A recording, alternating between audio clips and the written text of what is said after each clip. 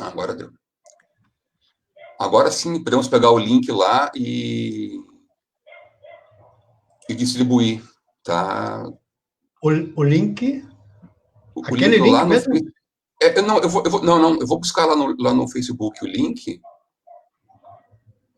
e boto ali no grupo. Aí esse link que eu colocar agora lá é esse que dá pra gente espalhar por aí. Perfeito. Só um minuto.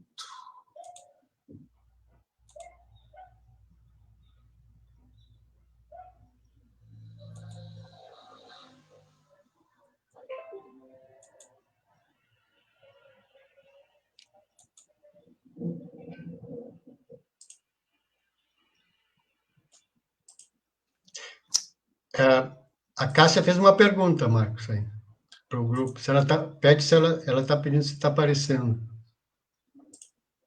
Aonde que ela perguntou? No WhatsApp. Não, ali, aquele grupo lá é o grupo das intérpretes.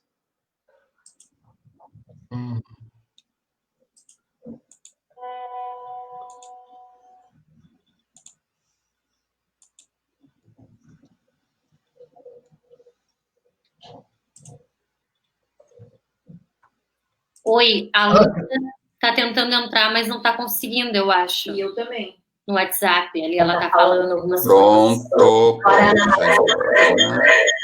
Mas a Ana e a Elisa, vocês vão ter que desligar os microfones, porque uma vai jogar o som para dentro. Aqui, ó. Vai ter que porque uma vai jogar o som dentro da outra.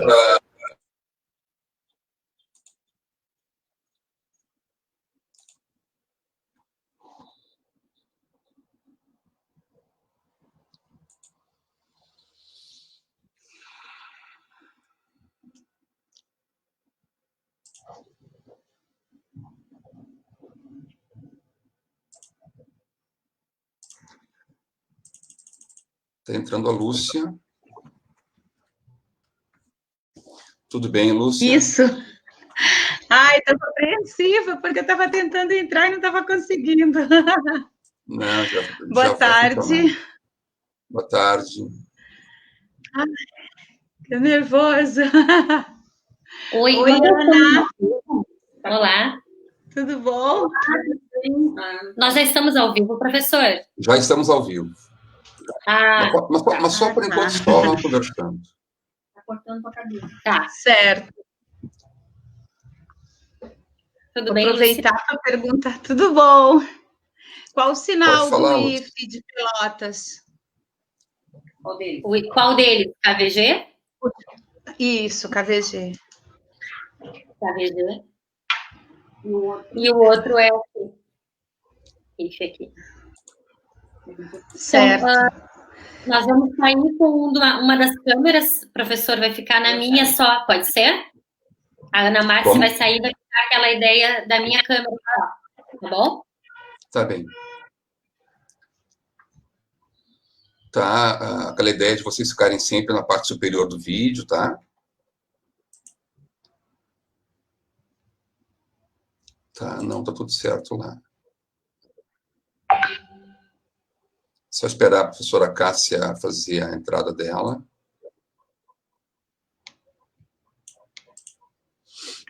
Lúcia, uma dúvida que nós temos, tu sabe o sinal de Fevale? O F, Fevale. Os dois Fs, Fevale. Isso. Fevale. Pergunta o sinal dela. E teu sinal, por favor. O L, cabelo cacheado. E o teu? O meu é esse e o da Ana é esse. Tá bom.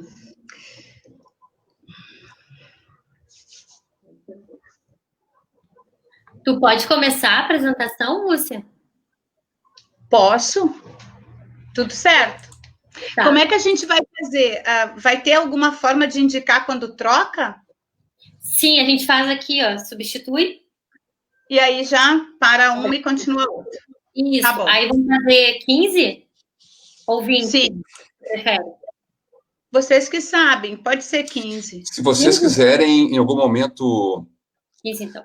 Trocar ou mandar alguma mensagem para mim ali, ou usam direto o WhatsApp, que nós temos aí embaixo ali, ou então o chat privado ali à direita ali, ó.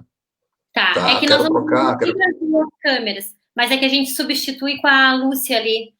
Aqui a gente vai substituir pessoalmente, nós estamos no mesmo local, Ana Marcia. Que bom, tá, entendi. Tá? Aí, na verdade, a gente vai fazer essa interação só contigo, né? Porque aqui a gente vai trocar. Aí vamos cuidando. Tu inicia, depois vem tu, Ana, e eu. Tá? Quer trocar já, então? Tu fica aqui? Quer que eu vá dando apoio para ela? Sim, aí a Ana vai te dando apoio. Pronto, cheguei. Ô, professora, bem-vinda. Desculpa o atraso. Não, tudo bem. Minha vida está um tanto quanto atrapalhada. Eu dei uma aula agora à tarde também. E tinha que comprar coisas para minha filha, que está em home care da Unimed, e não tem coisa. Não, bem-vinda. Mas aconteceu a mesma coisa comigo. Eu também estava em aula até às 5h45. Foi rápido. Nossa Senhora. Professora Cássia, deixa eu só me apresentar. Eu sou o professor Marcos, daqui de Novo Hamburgo, né? A senhora também anda por aqui, né, eventualmente, né, na Fevale, né? Sim. Eu sou professor no IFSU. Nos acompanha lá o professor Itamar, também do Instituto, está no campus Lajeado. Tá. E nós teremos aí a colaboração de 3 intérpretes em Libras, a Elisa, a Ana e a Lúcia. Elas vão se revezar nessa tarefa aí para fazer a gente chegar a mais pessoas, né? Eu vou só fazer uma combinação com a senhora. Nós vamos sempre tentar deixar as meninas, intérpretes, na parte superior do vídeo, porque ali a gente fica livre das legendas que tem lá no Facebook, né, que cobrem as mãos delas na hora da interpretação. Tá? Então, a gente vai sempre ficar, a senhora e o senhor Itamar, sempre na parte inferior. Tá? Ok. Nós podemos combinar uma rotina de 40 minutos para a senhora, 45 por aí, e depois o senhor Itamar 15 a 20 minutos para fazer uma fala também. E aí abrimos para as perguntas que já aparecem para a gente ali no nosso chat ali. Eu publico as perguntas aqui e nós podemos ir discutindo a partir disso. Podemos combinar dessa forma, professora? Tá. Vocês me pediram para fazer a fala como eu fiz naquele outro, né? Do princípio educativo do trabalho. Isso. Tá? Tá bom? Não, tá bem. Tá, então, pode ser, Itamar. Pode ser, inclusive, se a professora, eu acho que a professora talvez vai precisar um pouco mais de tempo, então, para mim, também 10 minutos também tá bom, tá? Tá bem. Acho que a exposição dela é bem longa, tá? Tá bem. Agradeço, mas eu vou tentar resumir.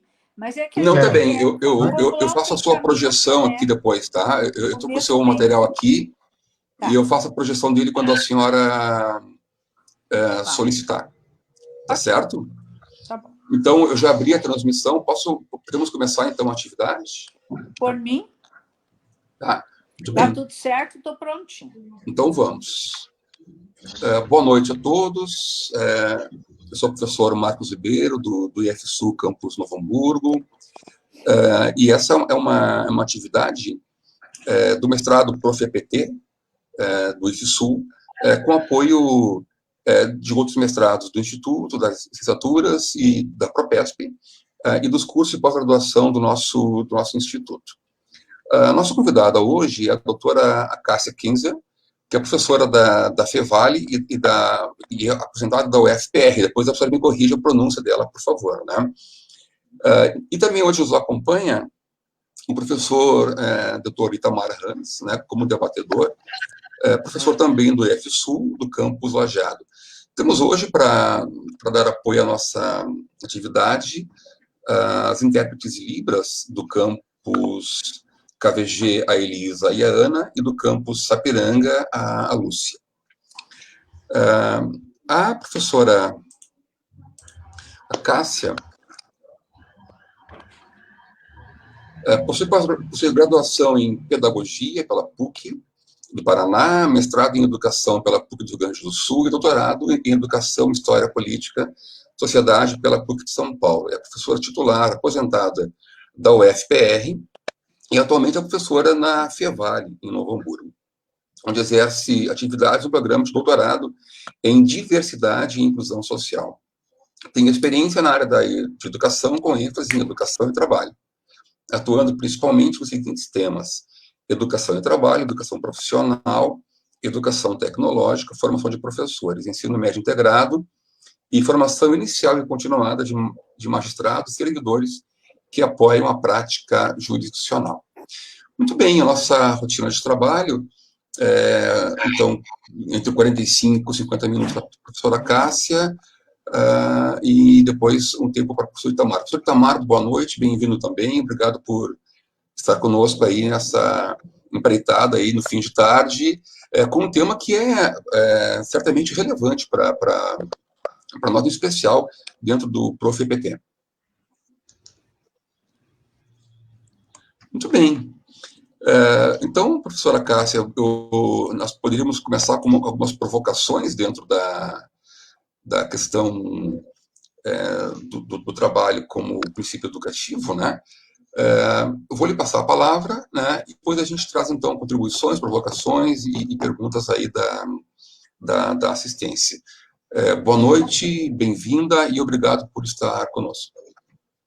Muito obrigada, boa noite, Marcos, boa noite, Itamar, boa noite, nossas tradutoras de Libras, tão dedicadas, né? Boa noite a todos que estão conosco, né? É um prazer estar aqui, aceitei o convite, né, com muito prazer, e espero poder contribuir um pouco com essas discussões. Na verdade, o que a coordenadora me pediu foi para tratar um pouco da questão do trabalho com o princípio educativo na contemporaneidade. E eu tenho percebido que vocês, no site ProPT, né, assim que fala, têm usado bastante textos meus, né, para fazer discussões mais curtas. Mas aí hoje a gente pode, então, estar aí ao vivo e a cores, né, para poder aprofundar essa discussão.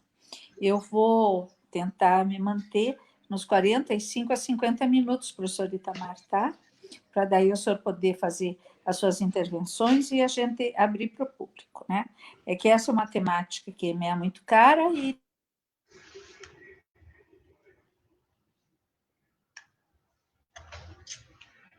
muito fácil a gente passar por ela muito rapidamente.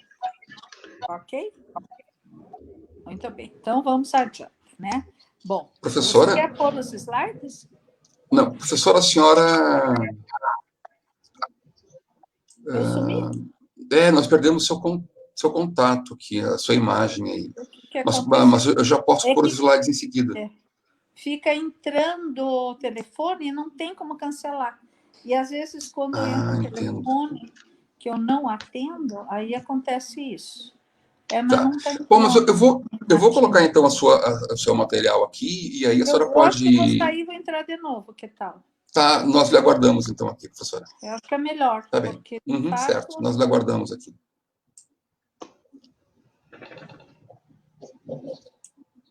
Enquanto isso, eu vou tentar colocar aqui a projeção da professora.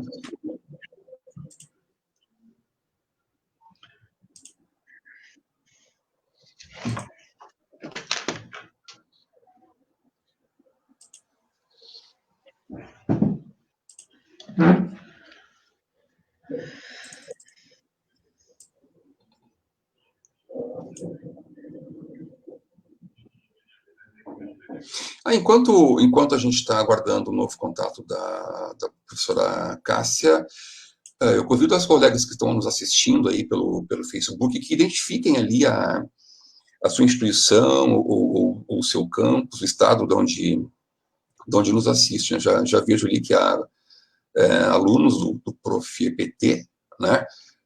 E de lugares mais distantes ali, né? Tem uma colega, a Gisele, do campus Olinda, né? Temos colegas lá de Alagoas também nos acompanhando, né? Então peço que, assim como os colegas que estão aí se identificando, né? Campos Charqueadas, a Beth, que se identifiquem aí, então, a sua instituição de origem, seu estado, né? E depois, nesse mesmo espaço aí, tragam suas questões, né? Para que a gente possa lançá-las à professora Cássia e ao professor Itamar também ao longo da atividade.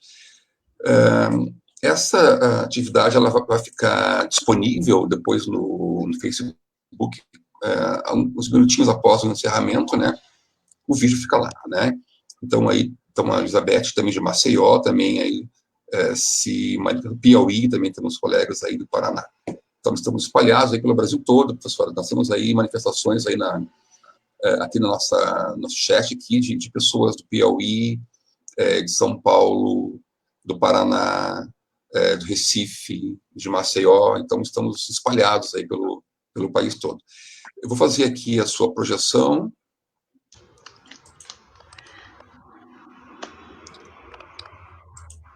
Isso. E quando a senhora precisar, a senhora pede, eu faço a passagem aqui Ok. Da imagem, tá? Monitorando. Ok. Pode passar o primeiro. Isso. Bom, então, vamos começar o nosso debate retomando a concepção de princípio educativo. Eu sempre acho importante essa retomada para nós compreendermos melhor o que acontece na nossa realidade.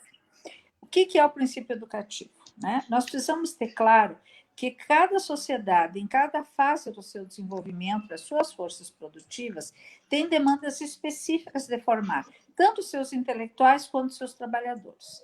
E, claro, esse projeto pedagógico de formação, ele está enraizado nas bases materiais de produção.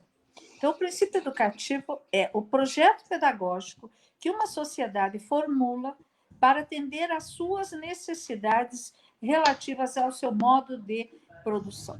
Isso tem que ficar muito claro, porque nós transitamos de um princípio educativo taylorista-fordista, né? Cimentava os princípios da educação tradicional e de uma educação para o trabalho voltada mais para o treinamento, né? Para, a partir da flexibilização dos modos de organizar a produção pelo toyotismo, nós passamos a ter um princípio educativo que passou a flexibilizar e defender fortemente a flexibilização também do modelo pedagógico.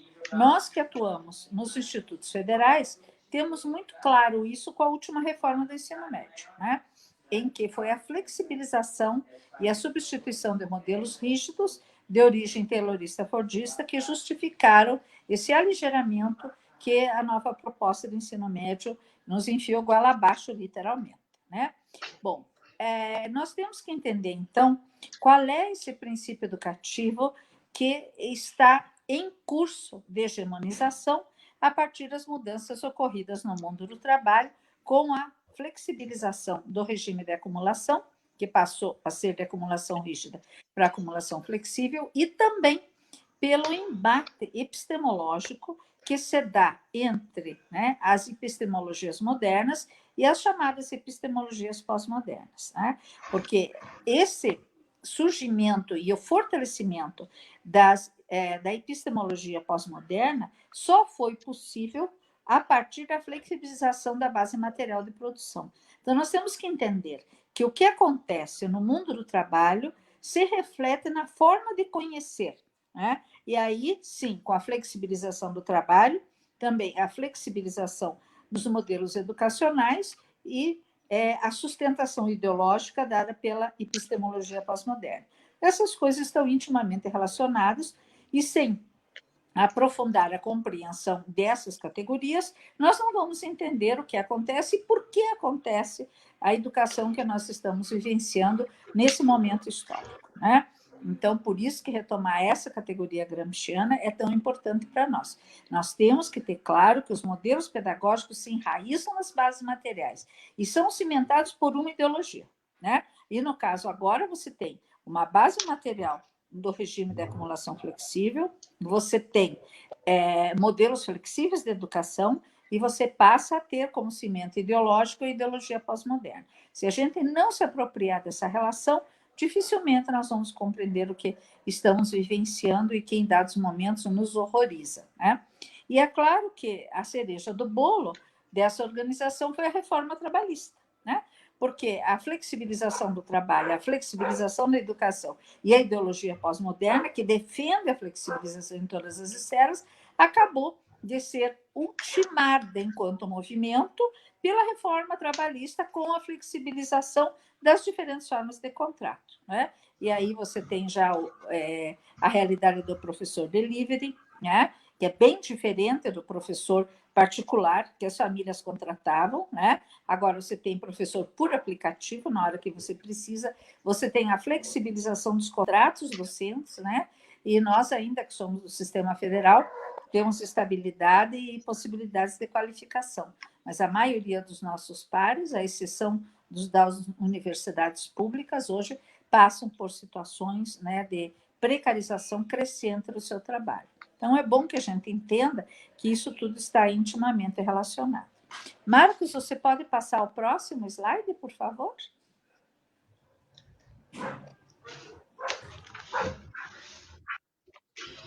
O próximo, isso. Tá, então, esse pode pular, pode ir para o outro. Porque eu não adianta ter slide que eu vou falando. É o terceiro. Mais um.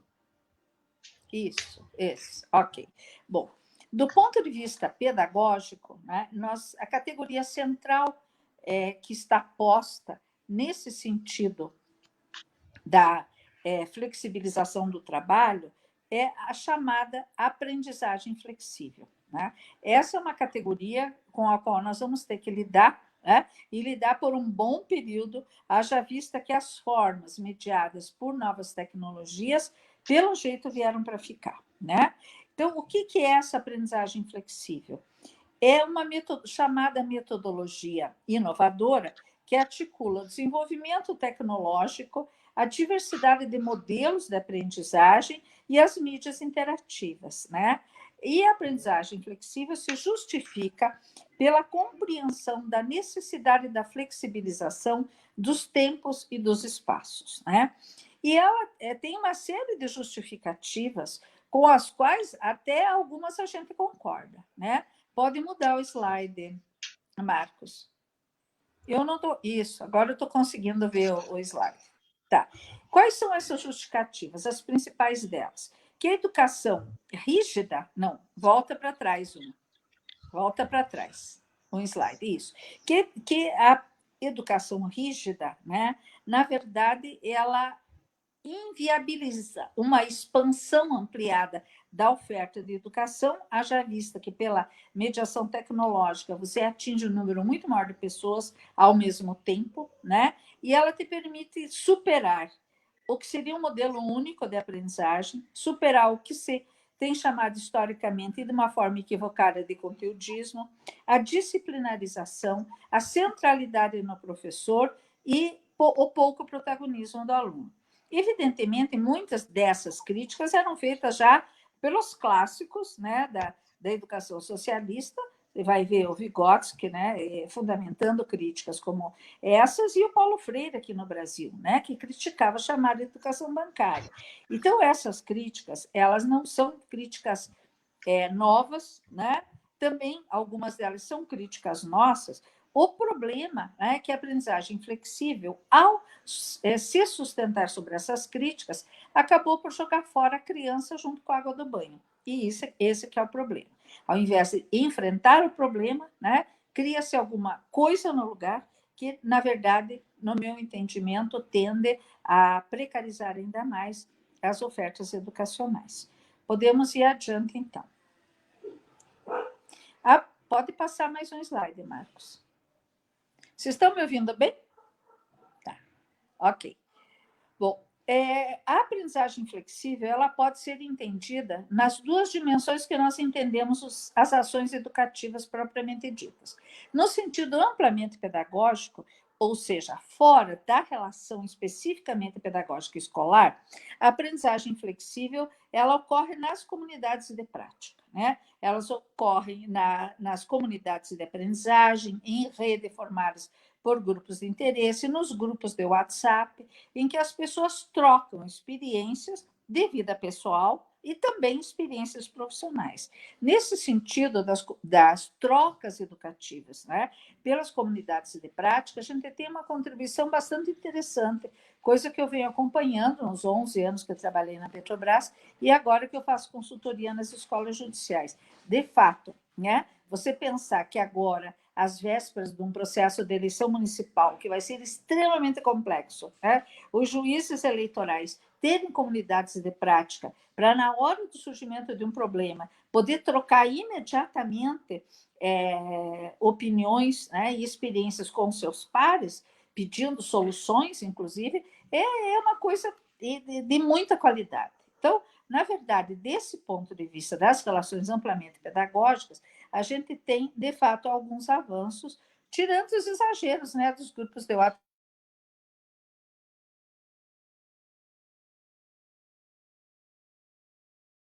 pedagógico, né, que é o que diz respeito às relações pedagógicas escolares, intencionais e sistematizadas, você vai ter, por um lado, a intensificação dos cursos à distância e agora, com a pandemia, a intensificação das aulas online, né? Por outro lado, você tem nas aulas presenciais uma intensificação do uso das novas tecnologias, né? Então, a flexibilização da aprendizagem passa necessariamente pela mediação tecnológica. Portanto, ela só foi possível a partir dos anos 90, dos anos 2000, e agora que ela se torna cada vez mais fortalecida. Nesse sentido, a pandemia até contribuiu para o fortalecimento dessa concepção da aprendizagem flexível. Hoje à tarde, dando uma aula, né, sobre itinerários sonativos nos tribunais, uma das professoras disse: olha, eu estou amando dar aula online, né? Porque há várias possibilidades de você usar mesmo nos aplicativos, trabalhos em grupo, discussões, nuvem de palavras e uma série de outras coisas que também tornam a aula bastante interessante. Eu, né, que sou velha, já tenho minhas certas resistências a uma generalização. Eu ainda gosto muito da relação presencial. Penso que a relação mediada por tecnologia hoje ela é uma possibilidade, ela nos permite avançar em muitos espaços, a atingir um número muito grande de pessoas, né? E isso, de fato, é positivo. Mas as boas relações presenciais têm o seu valor, né? Mas então vamos mais adiante nessa discussão. Do ponto de vista da aprendizagem flexível, pode passar, Marcos, o próximo slide. Pode passar. Outro. Está me ouvindo, Marcos? Isso. Do ponto de vista da aprendizagem flexível, né, o aluno, na verdade, ele passa a ser entendido como o grande protagonista. Ele sairia de uma posição de mero espectador, como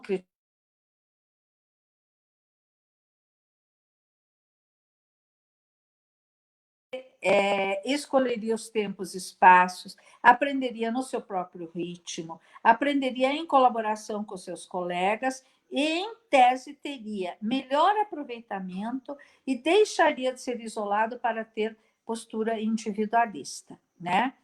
Perdão, deixaria de ser isolado e de ter postura individualista porque estaria em constante mediação com seus pares nos processos de construção colaborativa do conhecimento. O professor ele sai da centralidade da aula, e isso é positivo, né, para ser um organizador de situações significativas da aprendizagem. Aqui acho que a gente tem que retomar um pouco o Vygotsky e entender que o que nós estamos vivendo é a utilização das mesmas palavras com significados diferentes. Quando o Vygotsky vai dizer que o professor, pode passar outro slide, que o professor é um mediador da situação da aprendizagem, ou seja, ele organiza situações significativas da aprendizagem para que o aluno entre em protagonismo com o conhecimento, porque a aprendizagem só vai acontecer quando é o aluno que se relaciona com o conhecimento, mediado por situações organizadas pelo professor, não é a mesma coisa que a aprendizagem flexível diz de protagonismo do aluno. Esse protagonismo do aluno é entendido no sentido muito mais amplo, de que ele constrói, inclusive, o seu percurso, né? O professor pode ter situações de aprendizagem que ele organiza e disponibiliza, mas a ideia é muito mais ampla do que isso, que ele vá atrás, que ele use o hipertexto, né? Que ele compartilhe, e que tenha uma produção compartilhada, né? E isso é uma questão que eu até quero discutir, vou discutir um pouco mais adiante, né? Então, fica claro que o que é o professor mediador na perspectiva do Vygotsky não é o professor mediador na aprendizagem flexível. Na aprendizagem flexível, ele é muito mais um organizador de conteúdos, né?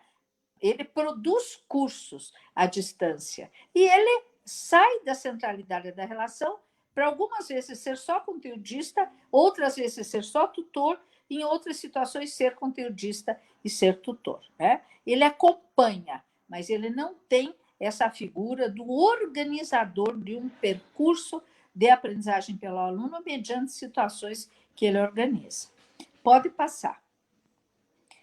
A questão que se coloca, tendo colocado, né, o que é o professor, o que é o aluno, o que é o processo de aprendizagem na chamada aprendizagem flexível, é uma indagação, né?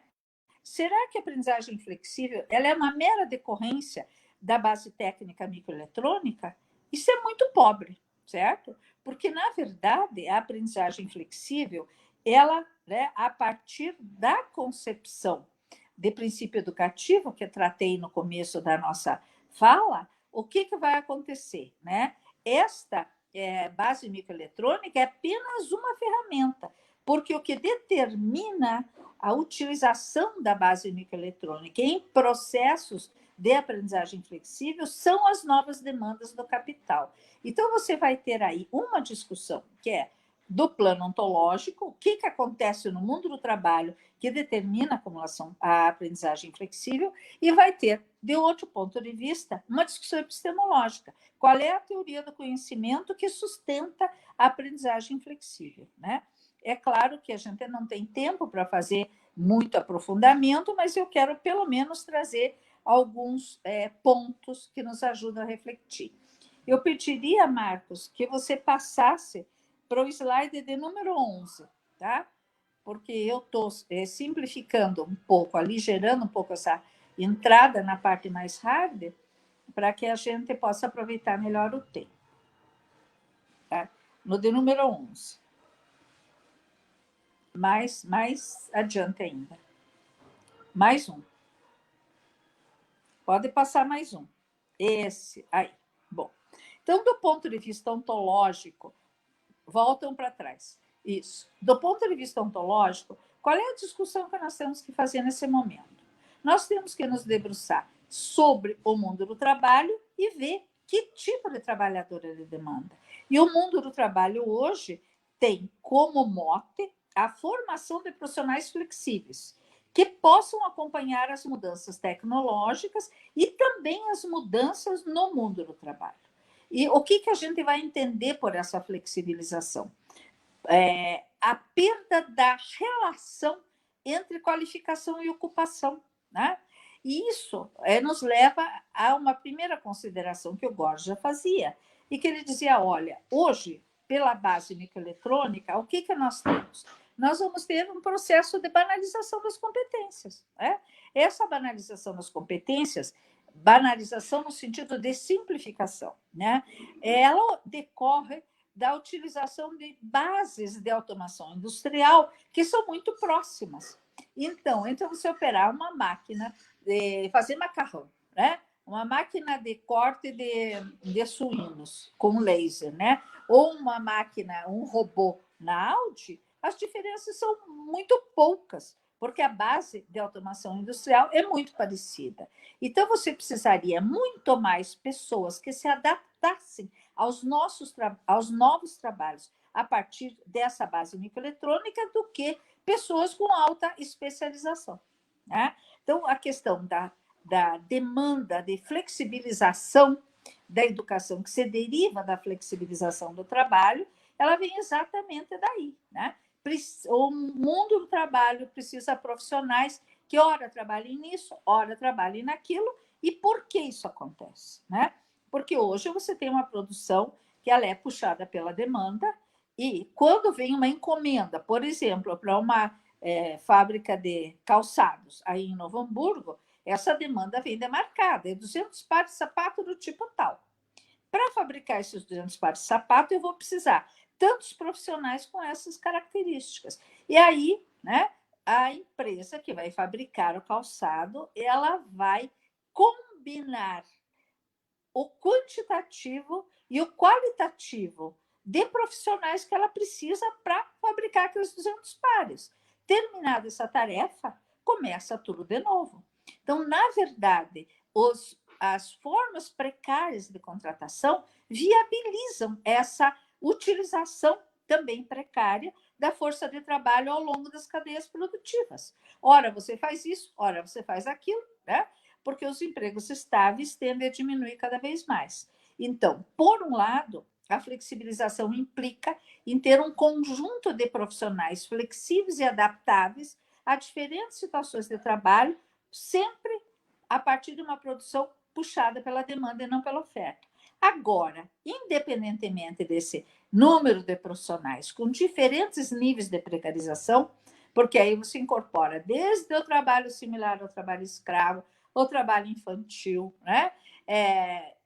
Formas de trabalho mais precarizadas, né? Até trabalhos medianamente qualificados, a par dessas diferentes competências que se distribuem ao longo das cadeias, você vai ter o quê? Você vai ter uma necessidade de profissionais de alto nível, que são os produtores de ciência e tecnologia, os produtores da inovação tecnológica, são os formadores e são os que são responsáveis pela solução dos problemas que os sistemas trazem, né? Então, você vai ter uma polarização de competências intensificada, porque você vai precisar cada vez de um número menor de profissionais com alta qualificação e um número grande de profissionais com competências diversificadas que você combina cada vez que você tem que organizar uma produção puxada por uma encomenda. Então, essa é uma lógica completamente diferente da lógica das grandes empresas dos anos 80, quando se tinha 40 mil trabalhadores numa Volkswagen e trabalhadores com todos os direitos trabalhistas respeitados, né? Ali o trabalho era rígido. Como havia pouca mudança tecnológica, né, entre a produção de um Fusca e outro, não havia muita diferença e era possível, então, você ter um coletivo de trabalho com um contrato formal e com todos os benefícios trabalhistas.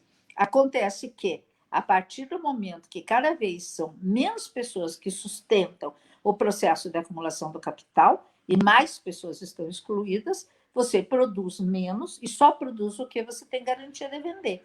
Aí, a necessidade da flexibilização do trabalho, com a correspondente flexibilização da educação, com a correspondente flexibilização dos contratos de trabalho pela reforma trabalhista, para o quê? Garantir a acumulação do capital, né? E é claro que, nesse processo, o número de excluídos é crescente, né?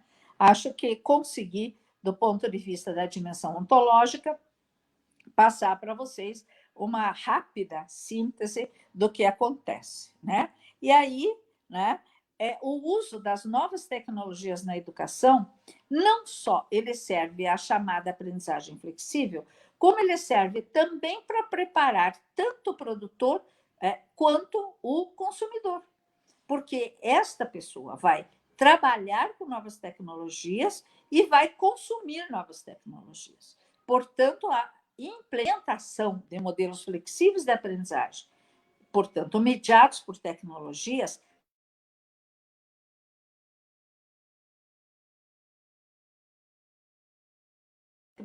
no processo produtivo e que vão consumir esses produtos tecnologicamente bem desenvolvidos. Está claro até aqui? Então, vamos adiante. Bom, passa o slide seguinte para mim, por favor. Isso. Então, em síntese, né, dessa explicação que eu acabei de dar, ao longo de uma cadeia produtiva, você tem o consumo flexível de competências diferenciadas que se articulam, né? Agora, para nós que trabalhamos com educação profissional, uma observação é fundamental. A partir do momento que destrói-se o vínculo entre qualificação e ocupação, as formas, os formatos de curso de educação profissional que nós desenvolvemos precisariam ser revistos, né? Porque eles precisariam abranger outras formas de trabalho um pouco mais flexíveis, porque no mundo do trabalho agora a vinculação de qualificação e ocupação não existe mais. Então, nós teríamos que começar a pensar em processos de trabalho mais amplos, menos específicos, por grandes áreas de trabalho, para talvez a gente viabilizar uma inserção um pouco menos subordinada dos nossos alunos no mundo do trabalho. Agora, do ponto de vista do mercado, né, o consumo flexível de competências diferenciadas, quando combina vários tipos de qualificação e vários tipos de contratação ao longo de uma cadeia, acaba alimentando o processo que eu tenho chamado de inclusão excludente, né? Você inclui no mundo do trabalho, mas numa perspectiva predatória. Você inclui na educação com uma educação não tão qualificada como deveria ser. É claro que nos espaços federais, em muitos espaços privados, né, aqueles a que só a burguesia tem acesso, você ainda vai ter uma inclusão nos sistemas educacionais com qualidade, mas para a maioria da classe trabalhadora, essa qualidade não está disponível. Então, vamos adiante, né? Pode passar a próxima. O próximo slide. Tá. No próximo slide, que o Marcos já vai colocar, né? Nós temos o destaque do que seria o caráter flexível dessa força de trabalho. O que eu coloco aí? Importa menos a qualificação prévia do que a adaptabilidade. E se vocês lembram, a questão do ser ou não ser multitarefa foi uma discussão muito forte nos sindicatos há um bom número de anos atrás, né? Na verdade, a questão do ser multitarefa no processo produtivo corresponderia a processos chamados interdisciplinares na escola, mas não interdisciplinares no sentido do materialismo histórico, que é muito produtivo, muito interessante, mas sim uma interdisciplinaridade vazia na perspectiva da pós-modernidade, né? Esse caráter flexível, ele inclui as competências anteriores, né? E essas competências anteriores favoreceriam a aprendizagem do novo e, ao mesmo tempo, a submissão às novas formas de trabalho, né? No limite, o que se pretende com esse tipo de educação para o mundo do trabalho é a formação de subjetividades disciplinadas, né? Que se adaptem e lidem de uma forma adequada para o capital, a dinamicidade e a instabilidade, e que convivam tranquilamente com a fluidez, né? Isso, na verdade, a gente já vê há mais de 20 anos atrás, quando entrevistávamos profissionais antigos que choravam com a sua demissão, dizendo que toda a vida tinham trabalhado naquela empresa, tinham vestido a camisa, tinham dado sangue, não sabia nem o que ia fazer, e profissionais jovens que a cada 6 meses estavam num local de trabalho diferente e achavam isso natural e até bom, né? Viam até positividade porque estavam em diferentes espaços. Então, na verdade, já vem, né, um processo de formação de subjetividades flexíveis, pelo menos nos últimos 20 anos, né? E do ponto de vista do capital, flexibilidade é adaptar-se à precarização, ao consumo predatório da sua força de trabalho. Bom, no slide seguinte, né, o Marcos vai passar aí para vocês agora, o que eu vou tratar, né? Em que pese haja um discurso sobre a necessidade de elevação do nível de conhecimento por todos os trabalhadores, isso não é verdade, né? Essa necessidade se põe para aqueles que vão trabalhar na ponta mais qualificada da cadeia produtiva. Mas esse discurso, ele acaba escondendo a necessidade do capital ter disponível para consumo nas cadeias produtivas de uma força de trabalho com qualificações desiguais e diferenciadas e com uma subjetividade que ele faça adaptar-se a esses processos de precarização. Ok? Bom, A aprendizagem flexível, então, né? Já ia eu pôr o dedo aqui para mudar o slide. Marcos, muda o slide para nós, por favor. A aprendizagem flexível, portanto, ela é uma forma metodológica de capacitar esses profissionais que se submetam ao consumo predatório da sua força de trabalho. Adiante. Bom, a discussão ontológica é essa, né? O discurso da flexibilização da educação esconde o interesse do capital por ter uma força de trabalho com competências desiguais e diferenciadas para que possa ser apropriado de forma predatória, né? Agora, quando você entra na discussão epistemológica, qual é, né, a concepção de conhecimento que está por trás dessa concepção de flexibilização da aprendizagem a partir da dimensão ontológica, você, de fato, vai ter que contrapor, né, as chamadas epistemologias modernas, e dentro delas a que a gente adota, que é o materialismo histórico, a concepção da pós-modernidade que está por aí, né? Bom, passando, então, mais um slide. Tá.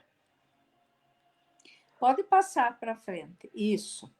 A questão da concepção do conhecimento, nessas duas formas epistemológicas, para mim, é a categoria decisiva que explica o que está acontecendo agora. Porque as outras características da pós-modernidade, categorias da pós-modernidade, elas emergem dessa concepção de conhecimento.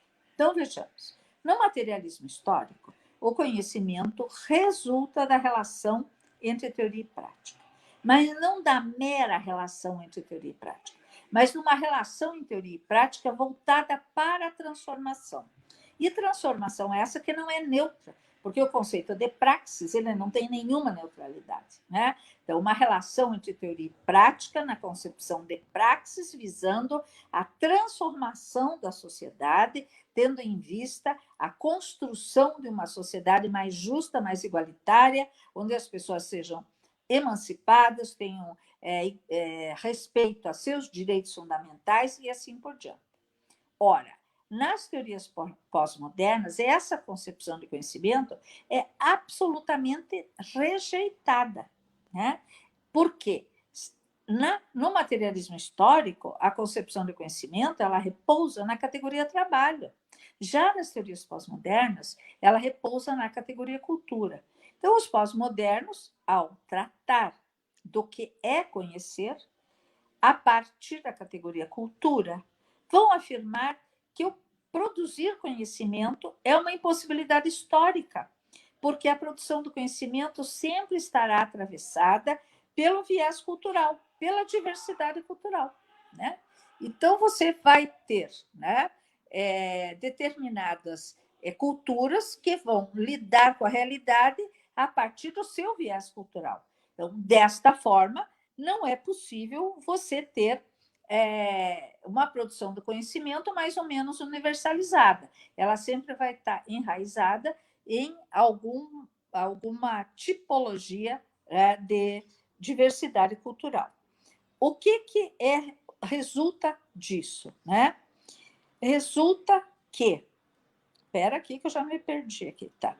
Resulta que o conhecimento ele se deriva do confronto de discursos intersubjetivos e não da relação do pensamento que se debruça sobre a realidade para apreendê-la e compreendê-la.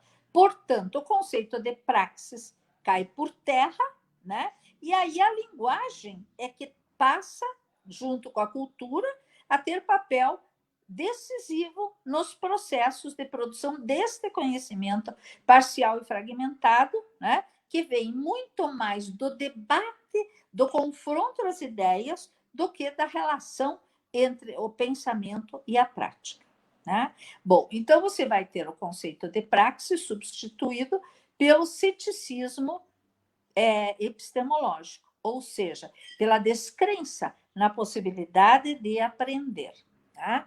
Bom, desse ponto de vista, né, Aí pode passar outro slide, Marcos, para o pessoal acompanhando meu raciocínio. Né? Do ponto de vista do ceticismo epistemológico, você vai ter uma série de consequências extremamente perversas para o nosso princípio educativo moderno, né? Materialista histórico do trabalho.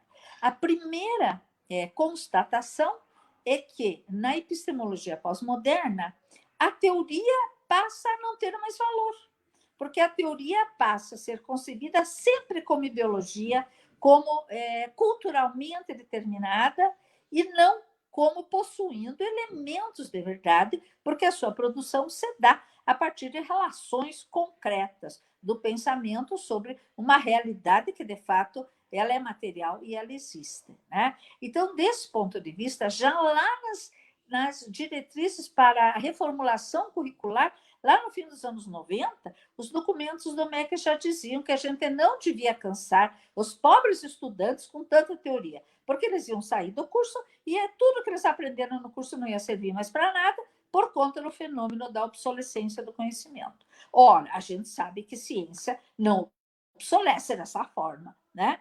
Há uma superação dialética em que o conhecimento novo incorpora parte do já produzido e despreza uma parte, né, que já foi superada. Mas não há um jogar no lixo tudo para pôr no lugar um outro conhecimento que daqui a pouco vai para o lixo de novo. Né? Então, a redução do valor da teoria na formação contribuiu para um aligeramento do sistema educacional como um todo, né? Na formação dos professores, na formação dos profissionais de todas as categorias, né? E a gente que trabalha na pós-graduação percebe que há uma dificuldade de trato com a teoria crescente com relação aos nossos alunos. Né? Na graduação, se você manda ler um livro inteiro, parece que você está mandando a criatura para a cabeça na guilhotina. Né? Quando eu já lia os clássicos no primeiro ano da pedagogia, isso era normal. Né? Então, você percebe, de fato, que é um aligeramento dos processos pedagógicos por conta desse processo que a Maria Célia Moraes chamou de recuo da teoria. Né? Recuo da teoria, que também, ao se reproduzir na formação docente, se reproduz de novo na formação dos alunos. Pode passar. Outro slide. Tá. Pode passar o outro. Isso. Né? Então, se você, né, passa a entender a impossibilidade de produzir conhecimento na relação prática, se não a partir do interdiscurso, você joga o conceito de praxis no cesto do lixo. E com ele você joga um monte de coisa. Né? A primeira coisa que você joga é a questão do projeto de futuro. E aí você passa a admitir uma dimensão pragmatista da educação.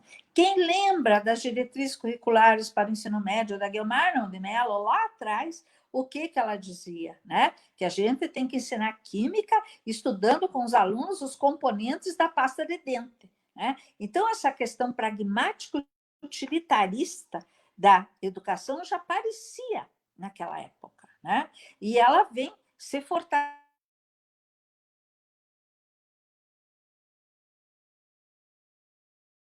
O conhecimento sempre será culturalmente determinado. Né? Então, para que eu vou me esforçar? Eu só vou conhecer o que é necessário para resolver meus problemas no dia a dia. Aí você recai, do ponto de vista pedagógico, num pragmatismo utilitarista danado. E o que está acontecendo é que, pela mediação das novas tecnologias, os alunos estão gostando disso, né? Porque qualquer esforço para dominar a teoria, para discutir o fundamento, lhes parece absolutamente desnecessário. Para que eu vou usar isso? Né? Isso não tem nada a ver com as minhas necessidades. Ensina logo aí o que eu vou precisar para trabalhar, o que eu vou precisar para resolver os problemas da minha vida. Né? E dentro desta dimensão pragmatista, o aprender a aprender, ele passa a ser primordial em cima da relação teoria prática. E o aprender a aprender nada mais é do que a redução da formação ao conhecimento tácito e a prática meramente instrumental. Né? Aí quem estudou Schoen na pedagogia uns tempos atrás, né? Ele fez muito sucesso com o professor reflexivo. O que era o professor reflexivo? O professor que aprende na prática com a prática, né? Ou seja, o cachorro que corre atrás do rabo. Né? É o conhecimento tácito pelo conhecimento tácito sem teoria, porque a teoria não serve para nada. Né? E com isso você contribui cada vez mais para um empobrecimento, né, intelectual, que vai ter impactos na organização da classe trabalhadora, na defesa da construção de um projeto hegemônico. Né? E eu quero lembrar aqui o Vasquez, quando ele vai dizer, e eu gosto muito quando ele diz isso na filosofia da praxis, que o senso comum é o sentido da prática. Ele vai dizer nada mais confortável que o senso comum. Né? Então, o aprender a aprender, né? O aprender na prática com a prática, é aprender o senso comum com o senso comum. Né? Porque a mediação com a teoria não aparece aí. Agora, isto é acomodador, isso é confortável. O que nos desinstala? É o conhecimento científico. Quanto mais você estuda cientificamente, mais você sabe que não sabe e mais você tem dúvidas. Né? Então, nada como ficar no senso comum. E acomodado nesse confortável útero aí, de não ter que fazer nenhum esforço para problematizar, para criticar. Né? E eu penso que muito do sucesso da epistemologia pós-moderna, principalmente sobre os nossos alunos, é isso. Porque o materialismo histórico, quando ele mostra a complexidade, né, da formação humana dentro do modo de produção capitalista, ele é pesado, ele é difícil. Agora, dentro da moderna, tudo é fácil, tudo é prazeroso, né? Ela é leve, né? Então, trata com a complexidade, com as relações interpessoais, né? Então, elas são mais sedutoras mesmo, né? E a gente que fica com esse discurso pesado, né? Dizer, pô, cara pálida, isso não é desse jeito. Acorda para a vida. A gente ainda passa por antigo dinossauro e mal-humorado, né? Mas isso são considerações à parte. Bom, eu quero andar só mais um pouquinho ainda, tá? Passa o outro slide, Marcos, que eu sei que o meu tempo está acabando, né?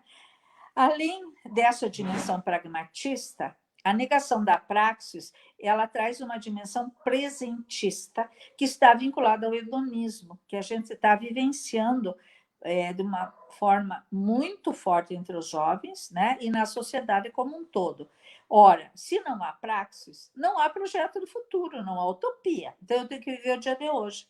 E viver o dia de hoje significa buscar o meu prazer, porque eu não sei se amanhã eu estou vivo, se estou morto por uma bala perdida, ou atropelado por um carro, sei lá o quê, né? Então, eu tenho que viver o meu prazer hoje a qualquer preço. E aí você reforça outras dimensões. Pode passar. Né? Você vai reforçar a dimensão da fragmentação, né? Porque se não é possível conhecer, não há universalidade no conhecimento. Né? Pode passar outro slide. Eu acho que eu que pulei um aqui. Né? Na dimensão presentista, né? Se não há história, não há valores. Não há princípios, não há fundamentos, portanto, não há futuro.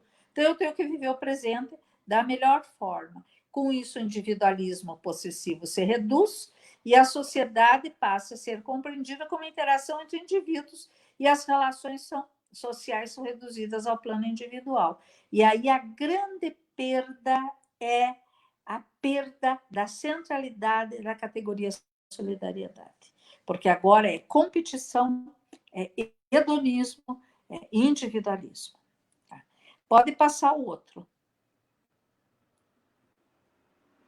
Passa o outro, Marcos. Outro slide, por favor.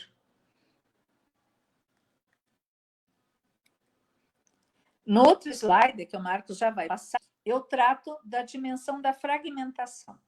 Tá? E aí, é claro, se não há praxis, né, na verdade, não há totalidade, e se não há totalidade, o que vale são os fragmentos. Do ponto de vista da aprendizagem, isso está terrível, né? Porque a mediação tecnológica te conduz à perda do foco. Né? Você entra no hipertexto, não vamos nem tão longe, vamos no nosso e-mail. Você entra no e-mail para resolver uma coisa, mas entrou uma mensagem, resolve aquela, resolve a outra. Quando você vê, não sabe o que estava ali, e passou tempo que você tinha e você não resolveu o que você ia resolver. Né? Então, essa fragmentação, ela também se faz sentir na relação com o conhecimento. Né? O copiar e colar, o buscar apenas os pedaços. E o que tem me preocupado sobremaneira, né, é que, junto com a fragmentação e a possibilidade de eu entrar no Google e copiar e colar informações, nós estamos perdendo a autoria. Eu não vejo mais textos autorais. Né? Os meninos não escrevem mais textos autorais nas tarefas de escola. Né? Os nossos alunos da graduação também não. E muitos do mestrado e do doutorado também têm muita dificuldade em escrever textos autorais. Né? Então, citam, mas não conseguem formular o seu próprio pensamento e poder defendê-lo. Né? Bom, eu quero que você passe bastante slides, né? Porque eu quero que você chegue lá no número... Tá. Eu quero que você chegue lá no slide que eu falo da questão dos processos pedagógicos de base microeletrônica. É no slide número 30, Marcos. Vá passando. Ele começa assim em vermelho com os processos pedagógicos. Pode passar mais um, porque isso eu já expliquei lá atrás. Mais um. Mais um slide, Marcos. Tá. Mais um. Aí, este. Tá. Bom, aí, né, encaminhando para o fim da nossa discussão, né, porque eu não usei os slides na ordem deles, que já fui explicando, senão a gente leva muito tempo, mas eu gosto de deixar um conjunto de slides para vocês, né, mais completo, para que vocês possam depois consultar. Né? Aqui nesse slide, eu estou discutindo, na verdade, a quem servem os processos pedagógicos de base microeletrônica. Né? Porque, veja, uma questão que você coloca, né, é que há uma segmentação de usuários em função da diferenciação sociocultural. Veja agora o que está acontecendo na pandemia. Né? Você tem, como é o caso dos meus netos, matriculados em escolas privadas que têm aulas online todos os dias. Isso não é possível com os filhos da classe trabalhadora. Tanto que as escolas públicas estão tendo que viabilizar que os pais vão à escola, que peguem as tarefas, que levem para casa, né? Ou, às vezes, por televisão, porque os nossos alunos das classes trabalhadoras podem ter smartphone, mas nem sempre têm uma internet compatível. Então, na verdade, a questão de classe, ela leva à segmentação dos usuários. Isso já põe por terra o discurso da ampliação do acesso via mediação tecnológica.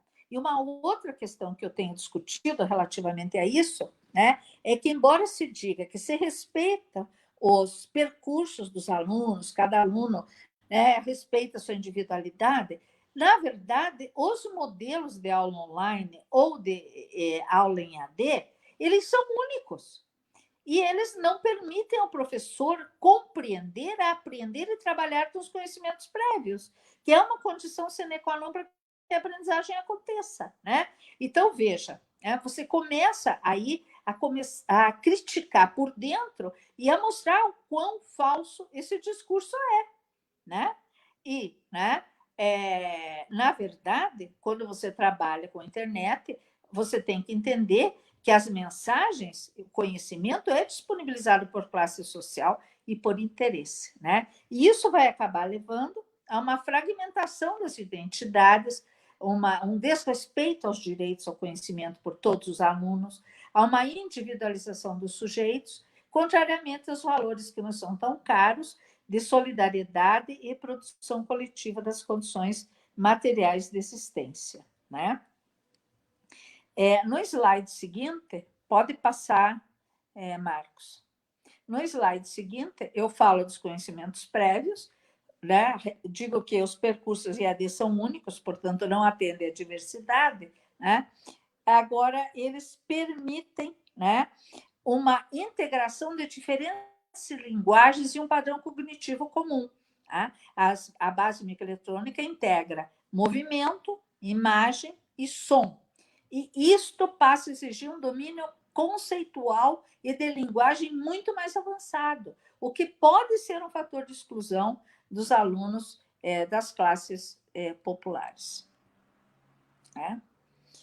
E, finalmente, né, no último slide que eu quero trabalhar com vocês, pode passar, Marcos. Pode passar o último. Tá?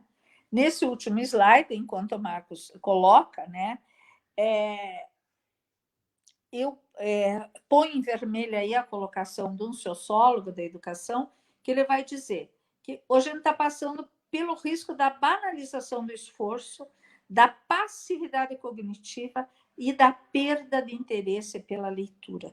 Isso foi escrito, né, há mais de 20 anos atrás, e como isso está real. Porque o que os nossos alunos querem é aprender rapidinho, sem esforço e porquinho. Né? Então, a gente está nesse tempo, tudo ligeirinho, tudo porquinho, né? Sem que haja, de fato, um estudo sério, porque estudar exige disciplina, e disciplina exige esforço. E o que eles não querem é esforço. É tudo rápido, né? Para passar isso de uma vez e eu poder fazer as coisas do meu interesse pessoal, né? E aí você acaba favorecendo o desenvolvimento de uma pedagogia mercantilizada, né? E nós sabemos disso, há anos criticamos isso, oferecendo opções de curta duração, baixo custo e reduzida qualidade, né? Tanto presenciais quanto à distância. Tem curso à distância de graduação que cobra R$100. Esses dias tinha uma propaganda de engenharia da produção à distância por R$159 por mês. Né? O que curso é esse, meu Deus do céu? Né? Agora, eles atendem ao desejo de fazer o menos esforço possível, né? E ter esse pouco esforço compensado com um certificado, que vai ser tão vazio de significado quanto incapaz de facilitar a inclusão. Para encerrar, né, eu gostaria de dizer que, embora essa minha fala, né, ela seja feroz, num certo sentido crítico, eu não estou desconsiderando a importância que as novas tecnologias têm. Também sei que elas não são neutras, né? Porque o controle de massas, o controle difuso, a homogeneização cultural, a consolidação de valores capitalistas estão aí no cotidiano da internet, né? Eu não desconheço isso. Mas, por outro lado, eu entendo que há um potencial muito grande na mediação tecnológica, desde que nós a utilizamos dentro da epistemologia moderna, né? E que nós continuemos sendo professores que organizamos situações de aprendizagem, que utilizamos as novas tecnologias a nosso favor, porque elas permitem muitas coisas, esses novos aplicativos aí que a gente está usando permitem a utilização de muitas metodologias que levam o aluno ao protagonismo, né? Mas a gente não pode perder o que é o essencial, que é o nosso compromisso, né, com a formação científico-tecnológica sólida, densa, que permita a esses nossos alunos não só terem uma inclusão menos subordinada à exploração capitalista, mas que principalmente sejam capazes de, pelo exercício da crítica, organizarem-se na construção de um projeto contra-hegemônico para mudar essa sociedade que está aí e que a gente está vendo que está piorando cada vez mais. Né? E do meu ponto de vista, nesse exato momento, né, você percebe uma presença de uma tentativa de hegemonizar um outro princípio pedagógico, que é o retrocesso ao obscurantismo, que é a negação da ciência. Né? Quando se afirma que a Terra é plana, né? Quando se trazem argumentos de fé e não argumentos científicos para defender, por exemplo, alguns tratamentos aí para o Covid-19, né? O que está em jogo? Né? Está em jogo uma tentativa obscurantista de negação, inclusive da epistemologia pós-moderna. É pior, é mais retrógrado, né? E eu sempre tenho dito, a gente fica um pouco pasma com a paralisia dos movimentos que poderiam fazer o enfrentamento desse novo projeto de país e de educação que está aí. Mas como é que você vai fazer enfrentamento contra argumento de fé? Contra argumento científico, eu consigo, né, fazer contraponto. Mas quando o argumento é fé, fé não se discute, né? Então, eu penso que a gente está vivendo um momento extremamente difícil, né? E nós temos que entender, né, politicamente, como é que nós chegamos até esse ponto, para que a gente possa organizar a reação, né? Agora, a reação não virá sem uma relação sólida, densa, com conhecimento científico, que permita aos nossos alunos entender o que está se passando por aí e superar esse tempo, né, de trevas que nós estamos vivendo. Passei do tempo, paciência. Muito obrigada. Não, professora, nós lhe ouvimos bem, mas alguma questão de internet aí na sua cidade impediu que a sua imagem viesse para o ar aqui. Mas a apresentação passou, tem um atrasinho, eu acho, aí na nossa comunicação, né? Uhum. E o seu som veio bem, ouvimos com perfeição, porém sem a sua imagem. Muito pois bem. Mas eu daí não quis sair de novo, sabe, Marcos? Não, por segurança. Novo, perdi o fio da meada. Isso, não, por segurança, ficou ótimo assim, tá? Muito bem, a gente vai depois... Tem uma série de elogios aqui, professora, já, de professores aí já se manifestando em relação à sua fala, uma boa quantidade de questões. Eu vou passar, então, ao professor Itamar Rames, que é colega do campus Lajeado, que é professor de filosofia, que também é professor aqui do nosso programa, do Prof. EPT, do IFSUL. Deixa eu só colocá-lo aqui no ar e eu vou lhe retirar por uns minutos, tá, professor? Sim. Olá, Itamar, boa noite, obrigado por estar conosco aí, bem-vindo. Olá, Marcos, olá, professora Cássia. Isso, agora ok. Tudo certo? Dá para a gente se comunicar, então. Tudo certo. As intérpretes, aos colegas do Prof. EPT, do nosso mestrado em Educação Profissional Tecnológica, nossos alunos, e pessoas que estão presentes nesse momento para dialogar conosco um pouco. É claro que sempre de presencial seria muito mais interessante, né? Mas como não podemos, e esse é um tempo que a gente se comunica virtualmente, então essa é a forma de nossa mediação hoje. Eu quero dizer também que é uma alegria muito grande poder ouvir a professora Cássia, e ao mesmo tempo dizer que acho que ela fez uma construção rápida de toda o arcabouço que ela teve aí no seu trabalho, PowerPoint, que é quase uma tese, né, de construção argumentativa, especialmente diante de uma situação contemporânea que nós estamos vivendo hoje, na educação profissional tecnológica, mas eu diria assim, a educação em termos amplos da sociedade. Nesse sentido, eu acho que a reflexão da Cássia, ele é, sem dúvida alguma, uma reflexão bem atual. E, inclusive, quero dizer que ela faz parte do nosso referencial teórico no mestrado profissional em charqueadas, o mestrado profissional em rede nacional, onde se discute justamente essa questão, se pesquisa a educação profissional e tecnológica. Ao mesmo tempo que eu acompanhei a fala, e acho que ela foi muito feliz nas colocações, Eu queria também trazer presente, começar do final, né, da fala dela, especialmente, onde ela começa falando do período que a gente está vivendo. Nós não podemos hoje a educação, ela está muito presente na nossa vida e ela nos acompanha em nossos espaços íntimos, privados, né?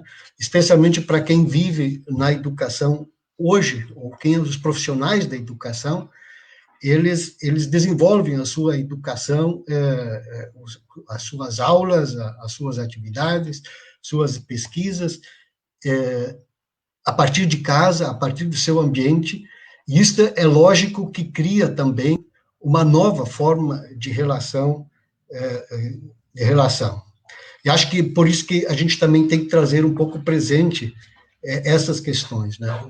E ela falava do período obscurantista de negação das ciências que a gente está vivendo hoje, e eu acrescentaria nisso também a questão da negação do pensamento, né?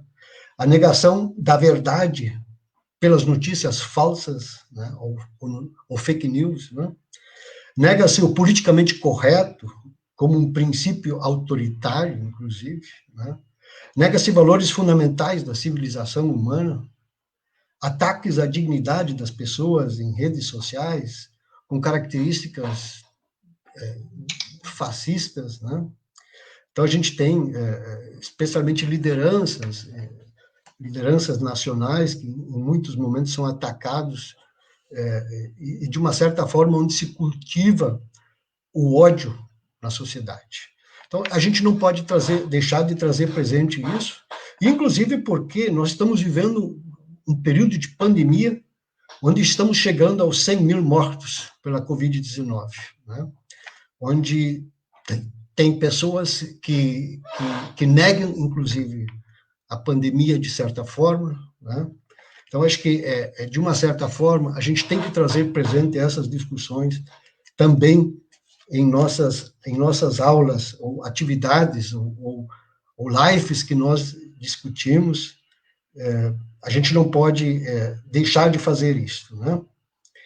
Então, o que eu quero, também acho muito procedente essa leitura que a Cássia faz, dessa desnaturalização que ela faz daquilo que está acontecendo. A gente vive numa sociedade onde a gente corre o risco de viver numa sociedade que se transforma numa redoma que a gente não conhece aquilo que está acontecendo. E essa leitura que ela faz, de tentar mostrar aquilo que acontece dentro do mundo do trabalho, que acontece dentro da educação, ela, nesse sentido, ela é muito importante. Nós, no IAFSUL, estamos desenvolvendo uma série de atividades para aproximar os estudantes das nossas atividades escolares. Estamos discutindo fortemente essa questão das atividades remotas, até que ponto nós podemos desenvolver uma educação que seja justa, que atenda cada pessoa em condições iguais. Então, a discussão sobre as atividades virtuais, sobre aprendizagem flexível, ela é constante, né? Eu queria retomar alguns passos aqui, e depois eu quero deixar algumas questões finais. Eu também preciso cuidar do tempo para não me alongar aqui, porque são muitas informações e muitas coisas. Eu queria só deixar no final uma provocação, de certa forma, aí para discutir, mas eu queria retomar alguns pontos rapidamente, porque, por outro lado, a professora também ela teve que passar muito rápido sobre isso, mas eu, na reconstrução, eu queria trazer isso presente. A fala da professora foi bastante clara e pedagógica, com diferentes ilustrações sobre a temática abordada, a apresentação e a caracterização da aprendizagem flexível, no que ela implica para o professor e aluno, que demanda flexibilização curricular, e que a aprendizagem flexível não é somente o resultado do avanço da microeletrônica,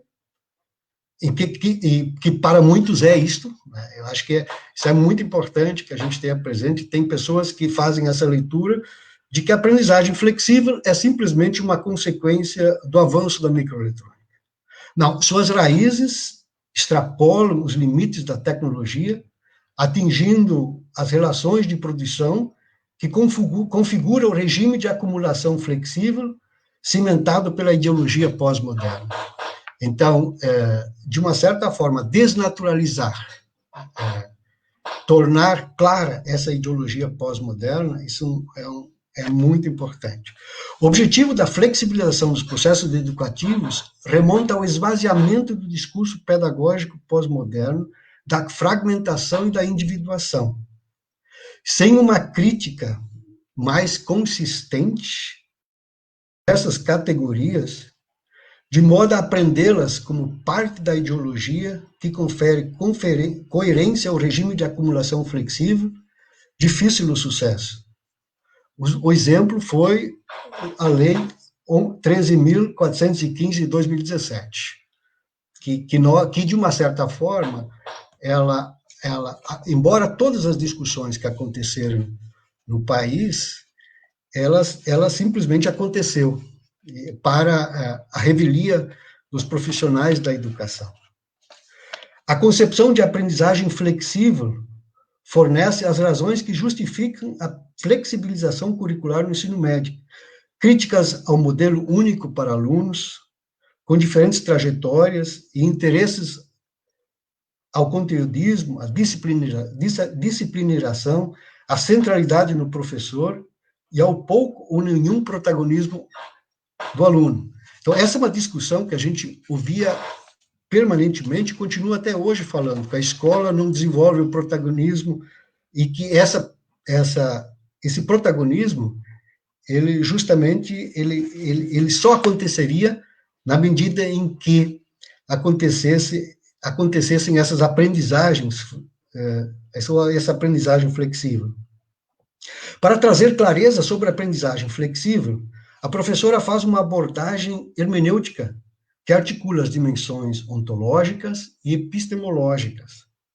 Na abordagem ontológica, a professora conclui que as relações flexibilizadas de produção demandam a flexibilização da educação para formar subjetividades flexíveis que se adequem aos diferentes pontos das cadeias produtivas e admitam que o seu consumo predatório na sua força de trabalho é uma questão natural e tem de ser absorvida. Na abordagem epistemológica, fala primeiramente da concepção de conhecimento no materialismo histórico, a necessária relação teoria e prática e o conceito de praxis. Esse ponto, ao meu ver, fundamental, no sentido assim de que nós vivemos um momento, inclusive, de um certo anti-intelectualismo que a gente vive. Então, fundamental você ter a necessária relação entre teoria e prática, ou o próprio conceito de praxis. O conhecimento resulta da recriação, ou seja, da reprodução da realidade no pensamento, o que ocorre por intermédio da atividade humana. É por esse processo que a realidade adquire significado para os seres humanos. Quer dizer, o conhecimento, para ele acontecer, ele não pode partir simplesmente de uma prática ou de um fazer, mas ele necessariamente tem que ser uma praxis, ou seja, de uma relação teoria e prática que se estabelece. É dessa forma que acontece também a relação com a própria natureza.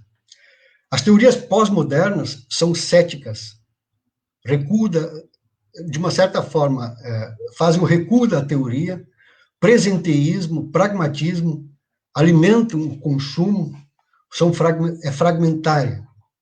Se apresenta como protagonista e ativista, porém, não há autoria e resolução de problemas. Há um processo de homogeneização em curso sobre a pretensa liberdade de escolha. Então, eu acho que essa leitura que a professora Cássia faz, ela permite que a gente consiga justamente perceber melhor aquilo que acontece, ou de uma certa forma desnaturalizar aquilo que acontece. Então, eu acho que eu encerrar por aqui, mas eu queria trazer uma pergunta, especialmente no final aqui, para a professora, que ela, de uma certa forma, ela já fala sobre ela no final, né?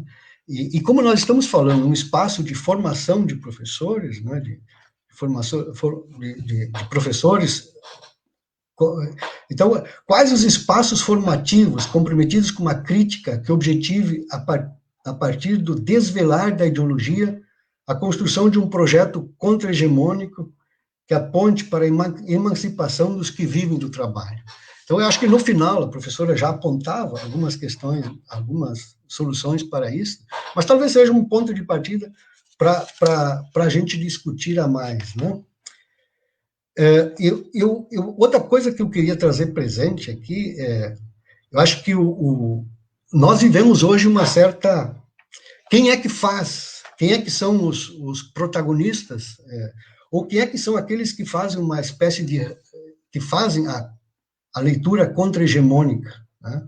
A leitura contra-hegemônica em relação ao capital, especialmente, né?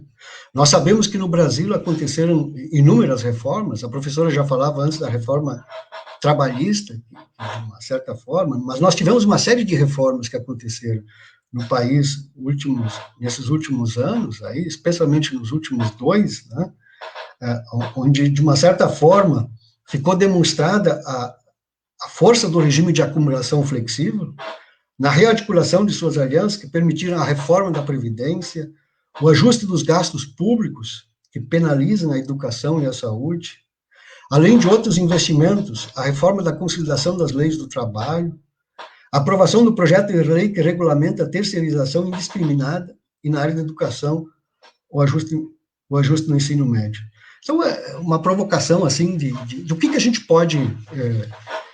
o que a gente pode fazer além disso, né?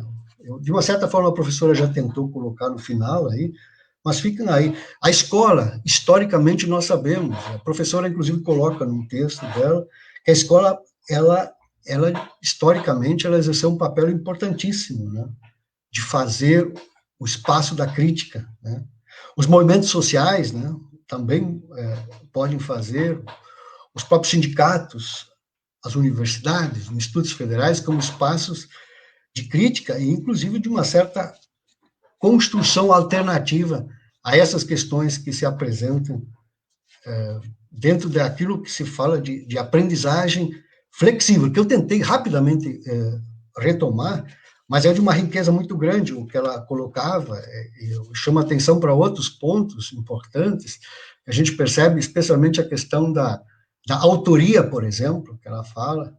Nós vivemos uma sociedade onde as relações sociais, elas se tornaram extremamente presenteístas, né, pragmatistas, e que acabam se preocupando muito com o momento, né, onde se estimula o mais fácil, aquilo que não nos desafia muito, né?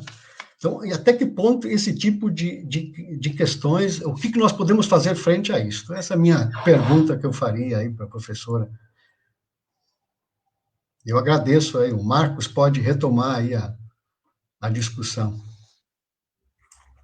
Muito bom, Itamar, obrigado. Voltando aqui, deixa eu também colocar aqui a professora Cássia, embora imagine que a imagem dela também não vai aparecer. Não vai... Antes de passar algumas questões aí, eu quero só fazer uma menção aqui a quem nos acompanha. Nós temos aqui pessoas acompanhando do IF-Sul, do Campus Sapucaia, Novo Hamburgo, Lajeado, Pelotas, Passo Fundo, colegas de institutos federais de outros estados, né, Alagoas, Pernambuco, Amazonas, São Paulo, lá na Unipesp,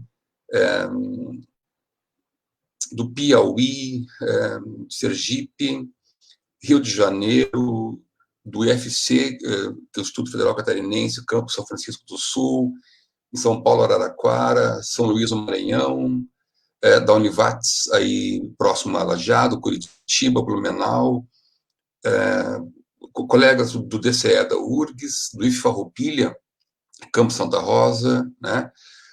Do Triângulo Mineiro, do IFTM, Campus Uberaba, Laranjeiras do Sul, já havia comentado antes, né? Da Federal da Fronteira Sul, Campus Cerro Largo, do Coletivo LGBT Comunista Juiz de Fora, do IF Tocantins, do Ceará, enfim, são alguns que nós conseguimos aqui anotar ao longo dessa fala. Há uma pergunta do professor Itamar, deixa eu só tentar fazer aqui o movimento para colocar a professora Cássia de novo, agora com sucesso. Há uma questão que o professor Itamar trouxe, eu não sei se tu queres agora repetir, Itamar, a pergunta para a professora, agora que ela pode nos ver, ou depois a gente tem aqui, nós temos aqui perguntas aqui para 3 horas de conversa, aqui tem perguntas de todo o canto do Brasil aqui para a gente depois poder discutir. Tu queres refazer a questão, Itamar, ou a professora conseguiu acompanhar quando foi feita? Eu acompanhei. Ok. Então, à vontade, professora, à vontade para responder. A questão colocada pelo professor Itamar é Missão Impossível 5, né? Porque essa eu acho que é uma questão que tem incomodado a todos nós. Se você volta ao Gramsci, né? Para ele, o Demiurgo, o espaço de formação dos novos intelectuais, eram os sindicatos, por conta da experiência, embora pontual, mas de sucesso, que ele teve no jornal Ordem Novo. Acontece que, ao longo do tempo, né, nós tivemos aí, como demiurgos, né, os partidos políticos, como demiurgos os sindicatos, como demiurgos o movimento estudantil, né? E, num certo sentido, a escola, quando ela assume esse papel de protagonismo na formação de quadros para produzir uma contra-hegemonia. Mas, de modo geral, o que a gente tem presenciado nos últimos anos é exatamente a morte desses demiurgos, né? Você tem hoje essa questão dos partidos políticos, que é muito discutível, né? Quer dizer, a gente tinha no Partido dos Trabalhadores o único partido com programa. Acho que até dá para dizer que o PSDB tem uma linha programática definida, mas o resto não tem, né? E esses 2 partidos hoje estão na situação política do país que a gente sabe que estão. Portanto, não é por aí que a formação dos novos quadros vai acontecer. Os sindicatos foram completamente detonados, né, pela reforma trabalhista. Então, o que sobra? O movimento estudantil fazendo um esforço danado para se reorganizar. Os movimentos dos docentes. Lembra como a gente tinha assembleias lotadas, sindicato forte, ia para a rua, pintava e bordava e fazia enfrentamento. Agora ninguém mais faz. Vai fazer uma assembleia, vai 20 gatos pingados, se forem 20. Né? Então, na verdade, a acumulação flexível trouxe uma desmobilização, né, muito grande dos espaços formativos. E acho que a gente vai ter que estudar melhor isso, mas eu tenho uma hipótese, né, que é a intensificação do trabalho e a aproximação maior da vida profissional com a vida pessoal, que hoje, na verdade, não se separam, né? Tempos de pandemia, o trabalho veio para dentro da casa da gente, né? Eu acho que isso acaba subsumindo os nossos esforços no sentido da nossa organização, mas é uma hipótese, né? Você sente que as pessoas estão cada vez mais ocupadas, cada vez mais correndo atrás das suas condições de sobrevivência, né? Assumindo mais de um trabalho, e a própria questão do nosso estudo, da nossa reflexão individual, e a partir dela coletivizarmos e recriarmos os nossos espaços de organização coletiva, estão ficando cada vez mais secundarizados. E também é uma descrença dessa possibilidade, né? Porque a própria pós-modernidade criou um tipo de mobilização muito estranha. Lembrem das passeatas, né? Que a gente vivenciou aí uns anos atrás, que começaram por conta do aumento da passagem. Eu estava no Rio de Janeiro, na Petrobras, naquela ocasião, e na frente daquele prédio histórico da Assembleia Legislativa, ali na frente do Teatro Municipal, né? Na Cinelândia ali, isso para nós é histórico, né? Aquele espaço. Pois bem, na frente ali daquela escadaria tinha um conjunto de cartazes. E esses cartazes colocavam as motivações dos grupos que estavam na passeata. mas tinha, desde tira fulano de tal da prisão, até salve os cachorrinhos dos laboratórios, tá? E coisas do tipo. Tinha mais ou menos uns 20 cartazes com demandas completamente desarticuladas. Então, essa nova natureza, que o Debord, que hoje está mais atual do que nunca, recomendo a releitura da Sociedade Espetáculo, né? Que ele vai chamar de ativismo, né? É um ativismo sem sentido, o fazer mobilização por fazer, sem que haja, de fato, uma organicidade nesses movimentos. Então, esses movimentos mais ativistas, sem muito significado, acabaram substituindo alguns movimentos que agora, em tempos de pandemia, voltam a aparecer, né? Pelo menos com um conteúdo ideológico mais definido. E, nesse sentido, é que eu penso, sabe, professor, que a gente precisa estudar melhor essa questão, porque não estão acontecendo espaços de organização para a construção de um projeto contra-hegemônico. A gente não sente isso. Tanto a gente não sente isso que a gente está sem condições de fazer um enfrentamento para esse tempo obscurantista que a gente está vivendo.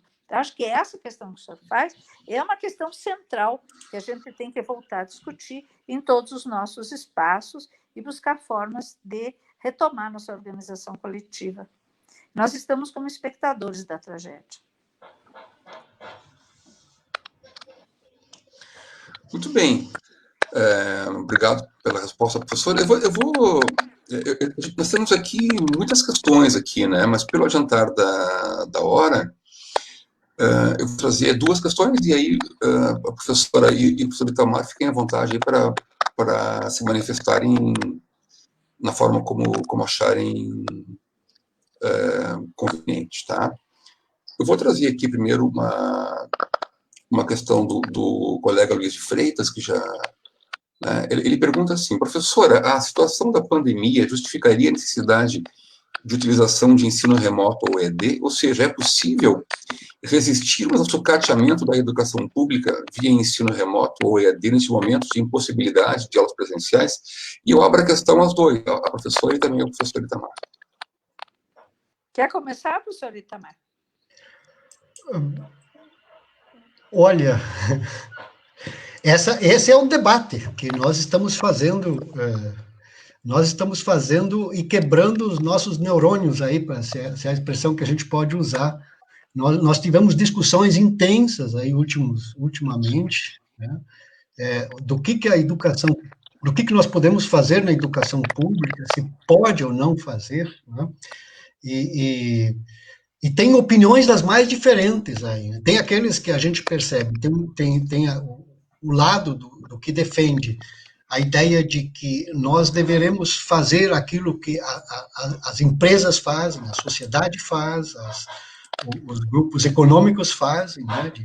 A ideia de produção, embora à distância, né? Por isso que eu acho que vem essa ideia da atividade remota, né? Ela vem muito desse modelo empresarial de pensar, mas tem um outro lado que é essa discussão aí de uma educação de qualidade, de como a gente poder desenvolver uma educação de qualidade, né? Se é que vale a pena a gente fazer um tipo de educação de baixa qualidade, né? de remota, dentro de condições extremas, né? Então, acho que a questão está colocada, e eu fico também em dúvida sobre essa questão. Eu coloco permanentemente a questão aí, porque a pandemia, ela abre muitas possibilidades, inclusive de aprendizagens, né, de que não necessariamente precisa ser feito. Nós temos uma ideia na cabeça de que a educação ela é conteudista muito, né? A escola ainda tem muito essa ideia. As pessoas, quando pensam em educação, têm muito essa ideia de que é conteúdo. E eu tenho ouvido muita crítica nesse sentido, especialmente de que o conteúdo então, inclusive, se joga o conteúdo para o professor, o professor joga para o aluno, ele encontra uma forma de fazer isso, cobra atividade, e aquela ideia de ocupar o aluno, né? E que a gente vai observar, os resultados também são muito negativos, né? Eu tenho ouvido assim, comentários dos mais diferentes sobre isso, que os resultados também não estão tão bons, né? Então, por isso, acho que a discussão tem que se continuar fazendo permanentemente aí, E acho que é isso aí. Deixa eu voltar aqui para a live que fugiu. Só um pouquinho. A senhora nos vê? Fugi da live. Agora eu voltei. Pronto. De vez em quando entra coisa aqui no celular. Estão me ouvindo e me vendo? Ouvindo sim, professora. Vendo não. Acho que... agora sim. Agora sim. Impressionante como só apareci, né? É que tem umas coisas aqui que às vezes aparecem. Bom, então, veja. O professor Itamar coloca, né, uma questão de problematizar essa discussão. Eu estou ficando velha. Vou fazer 70 anos. E aí eu acho que a idade foi me ensinando que entre o ideal desejável e o real possível há uma grande distância. Né? Não acho que o que a gente está fazendo em termos de ensino remoto seja adequado e satisfatório. Né? Mas também não sei o que a gente faria. Né? De qualquer forma, o ano está mais ou menos perdido. Pode ser que formalmente não esteja perdido. Que a gente dê as notas, que os alunos passem de ano e se matriculem na série seguinte. Mas, do ponto de vista da aprendizagem, do meu ponto de vista, esse ano está perdido. Né? E eu falo isso porque eu tenho 4 netos assistindo a aula online. Uma de 16, um de 15 e os gêmeos de 13 anos. E o que a gente percebe? Nós, professores, não fomos capacitados para trabalhar com essas novas tecnologias. Quando fomos instados a dar aulas remotas, o que a gente fez? A gente fez o que está fazendo na live. A gente transpôs o que fazíamos presencialmente para uma aula mediada por tecnologia. Né? E, claro, nós somos adultos, estamos interessados no tema, estamos aqui em interlocução, as pessoas estão entrando no chat e tudo bem. Mas os meninos, os adolescentes, não aguentam aula das 8 ao meio-dia na frente do computador. Um dos meus netos dorme de roncar. E eu nem tenho muito como brigar com ele, porque ele não aguenta ficar acordado. Né? Agora, ele de tarde entra no Classroom, faz todas as atividades, faz as tarefas e alguma coisa ele está aprendendo. Né? Agora, você verifica que os professores estão dando aula, pelo menos né, os que eu tenho aqui em casa, exatamente como davam as aulas presenciais, e inclusive usando o quadro de giz. Né? E usam o livro didático, mandam os meninos fazer exercício, corrigem os exercícios do livro didático, corrigem no quadro de giz. Né?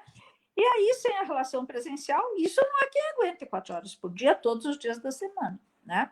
Agora, é culpa do professor? Não é, porque a pandemia pegou todo mundo de surpresa e nós não fomos preparados para isso. Agora, daí a jogar toda a possibilidade que as aulas remotas trazem no cesto do lixo, eu acho que também ainda é prematuro. Né? Porque, veja, eu estou trabalhando com as escolas judiciais dos tribunais, de vários tribunais. E tem tribunais imensos, né? Que tem 5.000 servidores, unidades judiciais pelo estado inteiro. Você não consegue capacitar nem juízes, nem servidores presencialmente, porque ninguém dá conta do custo disso. E você não pode deixar a jurisdição abandonada, porque daí demora ainda mais, né? A finalização dos processos e o atendimento aos anseios da sociedade por justiça. Então, a gente tem, de fato, pensado cursos à distância. Agora, há possibilidade, sim, de fazer cursos remotos com qualidade e usando metodologias que levem o aluno ao protagonismo, que eles façam discussões em grupo, só que é preciso que o professor seja preparado para isso e a escola tem que ter um ambiente de aprendizagem, né? E que tenha técnicos que possam utilizar e assim por diante. Então, eu não acho que a gente deva dizer que nada disso é bom. Eu acho que a gente precisa aprender, se apropriar melhor dessa tecnologia e usarmos essa tecnologia a nosso favor, sem substituir as aulas presenciais, evidentemente. Numa outra live que a gente fez com um outro IFE, né, o de Sergipe, os professores colocaram muito a questão do modelo híbrido, né? É o chamado modelo blending, que uma parte é presencial, uma parte pode ser à distância. Né? Eu acho que é possível a gente pensar em formas alternativas. Agora, pelo que eu estou vendo, estou pesquisando isso. No mundo do trabalho, o home work né? O teletrabalho veio para ficar. Já tem uma série de resoluções de serviço público, inclusive no Ministério da Economia, em vários tribunais, ampliando e dando mais sistematicidade ao teletrabalho. Porque isso trouxe uma economia fantástica e, no caso dos tribunais, aumento de produtividade. Nunca se sentenciou tanto como agora em tempos de pandemia, né? Então, isso é uma preocupação que a gente tem que começar a ver. E, do ponto de vista das escolas, eu acho que vai haver uma tendência a dar continuidade a algumas alternativas híbridas de educação dentro do sistema escolar. Eu acho que essa é uma tendência que veio para ficar. No meu sentimento, nada vai ser o mesmo depois da pandemia, sabe? Eu acho que aí, para o bem e para o mal, né? Muitas coisas novas e boas virão e outras tantas, né? Coisas boas vão desaparecer, né? Mas, assim, eu quero ter um pouco de cuidado com essa questão. Acho que do jeito como as coisas estão sendo feitas, não está bom. Não tem aprendizagem, ou se tem é muito pouca, os professores não foram preparados e não tem culpa disso. Por outro lado, as dificuldades de acesso, tanto relativamente a letramento digital, quanto a condições materiais de internet, de equipamentos e tudo dos filhos das classes trabalhadoras, é um problema sério a ser enfrentado. Eles foram os que mais sofreram, mais do que mais estão sofrendo, mais do que os alunos das escolas privadas, né? Mas isso não significa que a gente tenha que desconsiderar que aí tem uma possibilidade que a gente tem que se debruçar sobre ela com mais cuidado. Tem uma historinha que está rolando aí pela internet, que um pai liga à escola para falar com a diretora e fala com a diretora que a filha dele não aguenta mais ir à escola, não aguenta mais aula remota, não aguenta mais ter atividades, né? E ela pergunta em que série que a filha dele é aluna. Não, ela é a professora do 5º ano, ela não aguenta mais essa atividade aí. Então, a situação é para ambos. Para o professor, está vendo uma precarização pelo nosso... Isso, então. Nem nós fomos preparados para isso, nem mesmo os estudantes também preparados para essa possibilidade de aula a partir de uma tela, né, de 15 polegadas, aí, né, ou de um celular, que é muito pior. Me permita só fazer uma última questão, pelo nosso adiantar na hora aqui. Trago uma questão aqui do colega professor Ney Fonseca, professor também do campus Novo Hamburgo, também do colega do mestrado aqui do Prof.EPT, aqui do nosso instituto. Ele inicia parabenizando a professora Cássia e também estende ao professor Itamar, e pergunta que ações podemos desenvolver em tempos de pandemia para ressignificar nossos projetos pedagógicos, tendo como horizonte a inclusão da diversidade dos sujeitos, a partir de um eixo formativo centrado no trabalho com o princípio educativo. Eu lanço essa questão aí, e com a resposta a ela, nós encaminhamos depois, então, para o nosso encerramento. Quer começar, professora? Quer começar, professora? Invertemos, então, professora. Não quer se pronunciar, Itamar? Não deixa quero. Encrenca comigo, né? Tá bom. Essa é para ti. Muito amigo. Não, na verdade, eu penso que a potencialidade nessa possibilidade de mediação tecnológica, sim, do ponto de vista de estarmos mais próximos do que é o nosso projeto, né? Agora, o problema é que desenvolver ações nesse sentido exige planejamento, exige tempo e exige que nós sejamos competentes para fazê-lo, né? E é isso que a pandemia não está viabilizando, porque nós temos que fazer do jeito que dá, né? E hoje não tem muito o que fazer. Eu, quando fiz a primeira live, quase morri de nervoso, porque nunca me imaginei numa situação como essa. Hoje, se aparece minha imagem, não aparece, eu já estou mais relaxado, porque a gente vai se acostumando com essa ferramenta, né? Mas, assim, eu queria trazer como exemplo um depoimento que eu recebi hoje de um juiz eleitoral de Minas Gerais, que foi aluno do nosso curso sobre registro de candidaturas, agora para prepará-los, e os juízes, para o processo eleitoral municipal que vem aí, né? E esse processo, todo mundo sabe que tem uma extrema complexidade, né? Tem tudo para dar problema, tudo para dar problema. Fake news, deep news, né? Desconfiança em relação à urna eletrônica, falta de paciência das pessoas, agressividade, violência, pobre dos mesários, quer dizer, tá tudo, o cenário está arrumado, né? Para, como diz as crianças, dar ruim, né? E ainda assim, num tipo de eleição que está atravessada por compadrios, né? Por relações bem complicadas nas comunidades, tanto maiores quanto menores. E esse juiz fez, então, um curso de registro de candidatura, que implica em aceitar ou não a candidatura. Isso não é um processo simples, e é interessante, e coisas que eu estou aprendendo agora, né? O TSE muda as regras eleitorais a cada 2 anos, mas só disponibiliza as regras eleitorais novas e o sistema uns meses antes da eleição. E aí você tem que capacitar todo mundo de última hora.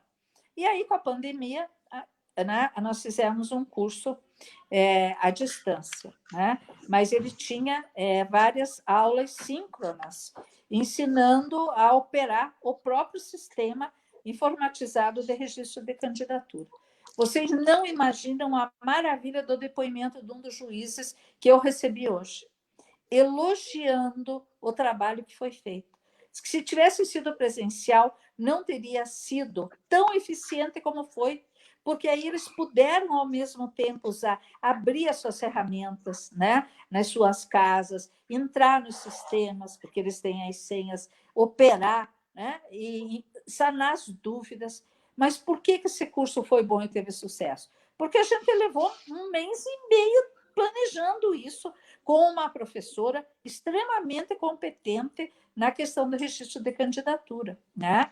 Então, a gente não tem como fazer uma ação competente do dia para a noite do jeito que a gente está fazendo. Se a gente conseguir se planejar, se capacitar, né, para usar as novas tecnologias, eu acho que a gente pode fazer muita coisa boa, né? Mas desse jeito, assim, correndo, tá difícil. E a minha tese é que os professores estão tendo maior precarização e intensificação do trabalho do que eles já têm nas atividades presenciais.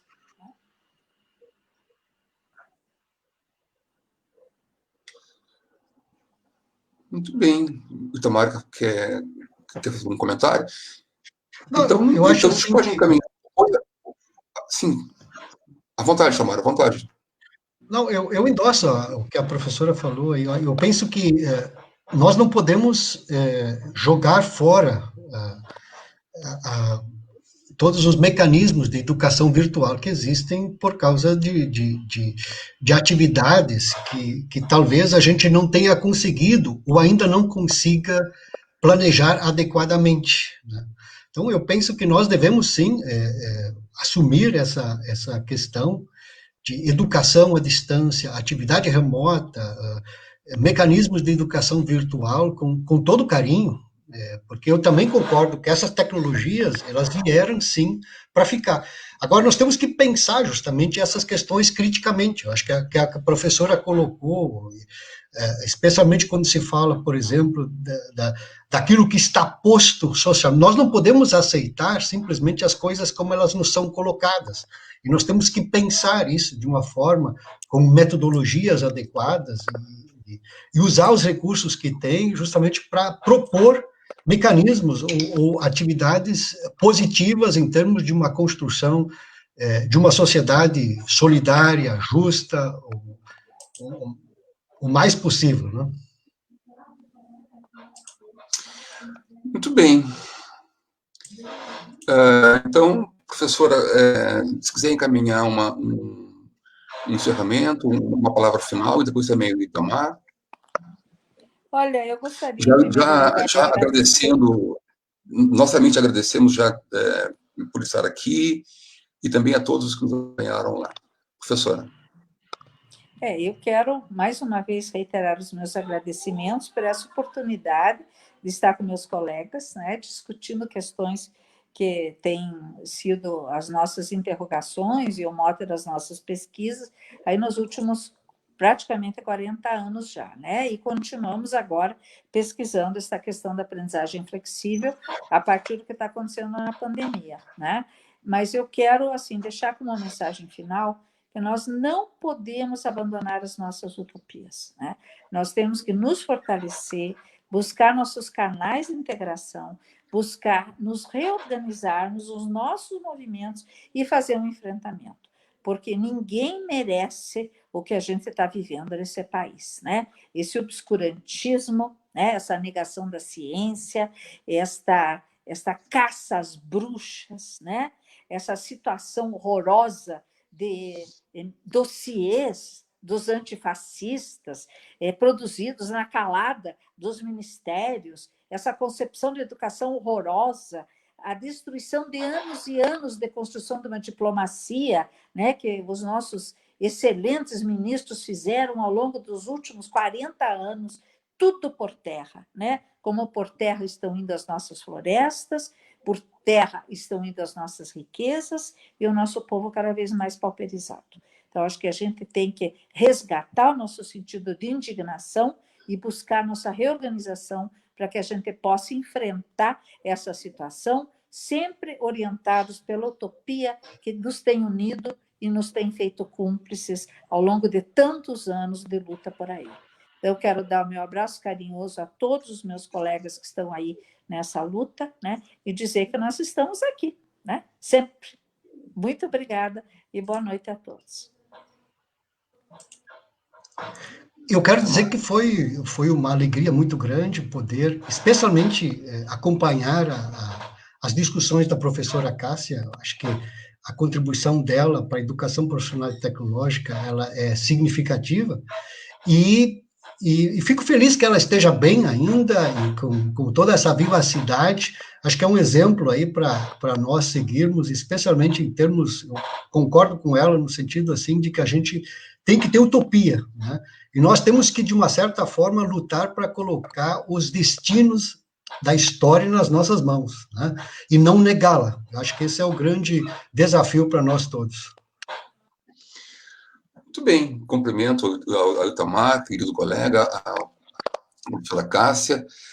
Quero me desculpar com os colegas que fizeram perguntas e que a gente não pôde trazer para a tela. Há uma questão aqui que tem uma comoção, pedidos para que a gente faça, vai ficar para uma outra oportunidade. Inclusive, eu acho que é um ótimo tema aí para uma dissertação de mestrado, né, que é do Nilo. Olha só a pergunta dele, ó. Qual a relação entre o trabalho com o princípio educativo e a pesquisa com o princípio pedagógico? Lá nas diretrizes curriculares, isso aparece lá, né?